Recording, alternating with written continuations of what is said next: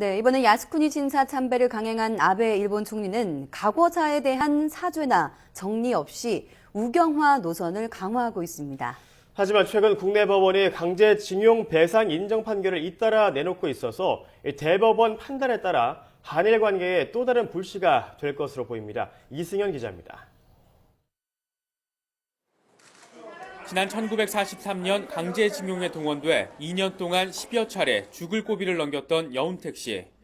매도 많이 맞고 분기도 많이 맞고 분기도 많이 했고 일도 또한 위험한 전기일이라 죽을 뻔도 여러 번 당했습니다.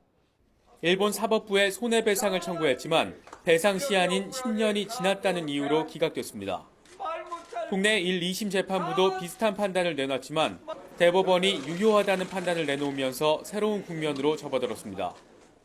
사건을 넘겨받은 서울고등법원은 여씨 등 강제징용 피해자 4명에게 신일본 제철이 각각 1억 원씩 물어주라고 판결했습니다. 일본 미쓰비시사의 강제노동 피해자들이 낸 소송 결과도 마찬가지였습니다.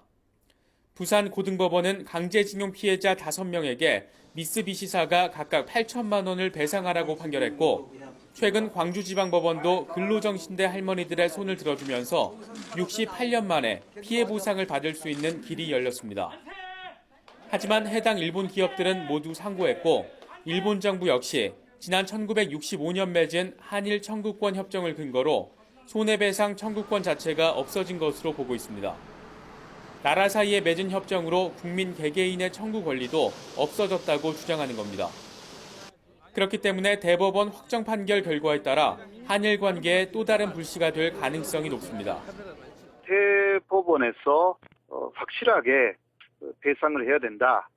그러한 판결이 나면 그래도 일본은 거기에 대해서 계속 반대를 해 나갈 것이고. 하지만 일본 정부는 우리 대법원에서 배상 인정 판결이 나올 경우 사죄와 배상 대신 국제사법재판소에 제소하기로 방침을 정했습니다. 역사 왜곡을 고집하는 일본 정부의 방침이 바뀌지 않는 한 과거사를 둘러싼 한일 관계 역시 획기적인 개선을 기대하기는 어려울 것으로 보입니다. YTN 이승현입니다.